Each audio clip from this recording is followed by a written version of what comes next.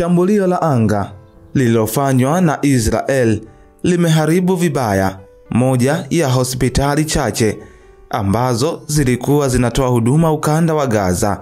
Jeshi la Israel limesema lilikuwa linailenga kamandi ya Hamas ambayo ilikuwa ndani ya hospitali hiyo. Shambulio hilo lililofanywa kwenye hospitali ya Al-Ahli kaskazini mwa Gaza halikusababisha vifo, lakini limefanyika siku moja baada ya vikosi vya Israel kuchukua udhibiti wa njia muhimu za usalama katika eneo hilo na kuashiria mpango wa kupanua kampeni yake ya kijeshi.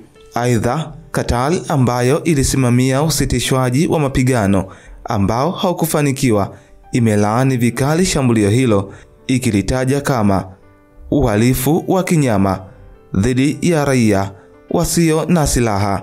Wizara ya afya ya Gaza inayoongozwa na Hamas imesema leo kwamba takriban Wapalestina 1574 wameuawa tangu Machi 18 baada ya mpango wa usitishwaji mapigano kusambaratika na kufanya idadi jumla ya watu waliouawa kufikia 50,944 tangu kuanza kwa vita hivyo.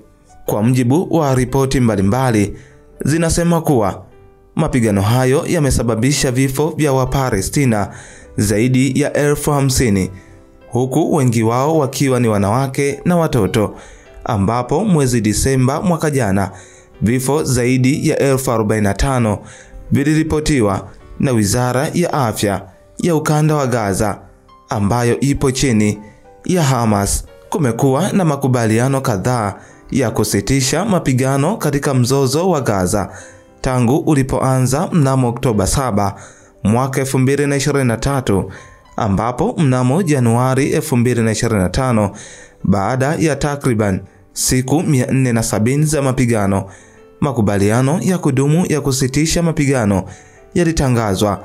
Hamas ilikubali kuachilia mateka 33 wa Kiyahudi, wakiwemo wanawake, watoto, wazee na askari wanawake, huku Israel ikikubali kuachilia wafungwa kadhaa wa Kipalestina. Makubaliano hayo yalipokelewa vyema na viongozi wa kimataifa, wakiwemo Rais wa Marekani Joe Biden, ambaye alisisitiza kuwa usitishaji huo wa mapigano ni hatua ya kuelekea amani ya kudumu. Hata hivyo, utekelezaji wa makubaliano hayo ulikuwa na changamoto na mazungumzo yalikuwa yakikamilishwa hatua kwa hatua. Pamoja na makubaliano hayo, hali ya kibinadamu katika ukanda wa Gaza bado ni tete na juhudi za kimataifa zinaendelea kutafuta suluhu ya kudumu kwa mzozo huu. Vita hii imesababisha mgawanyiko mkubwa.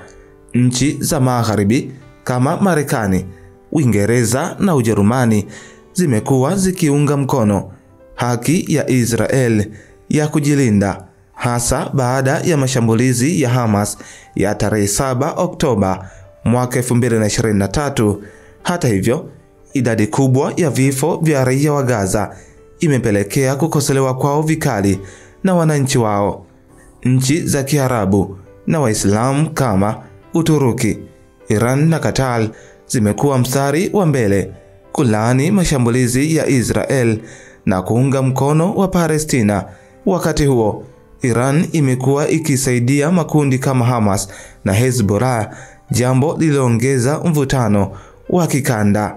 Nchi za kusini mwa dunia ikiwemo Afrika ya Kusini, Brazil na India, wao wakitaka kusitishwa kwa vita mara moja, kuruhusu misaada ya kibinadamu na kupeleka swala hili katika vyombo vya kimataifa kama Mahakama ya Kimataifa ya Haki ICJ. Afrika ya Kusini ikiwasilisha kesi dhidi ya Israel kwa tuhuma za mauaji ya kimbari. Maandamano makubwa yamekuwa yakishuhudiwa katika miji ya London, Paris, New York, Jakarta na Cape Town, yakihusisha maelfu ya watu ambao wanaiunga mkono Palestina na kuitaka Israel ikomeshe haraka vita hivyo.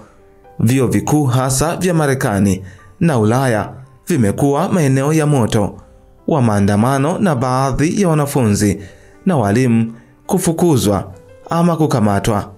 Mnamo Oktoba 7 mwaka 2023, jeshi la wanamgambo la Hamas lilifanya mashambulizi ya kushtukiza nchini Israel yaliyosababisha vifo vya watu 1143 huku mamia wakijeruhiwa na wengine wakichukuliwa mateka, na kuanzia hapo vita hivyo vilizuka na kuzidi kupamba moto hadi wa leo. Endelea kufuatilia BMTV Tanzania. Jina langu ni Castle Elias.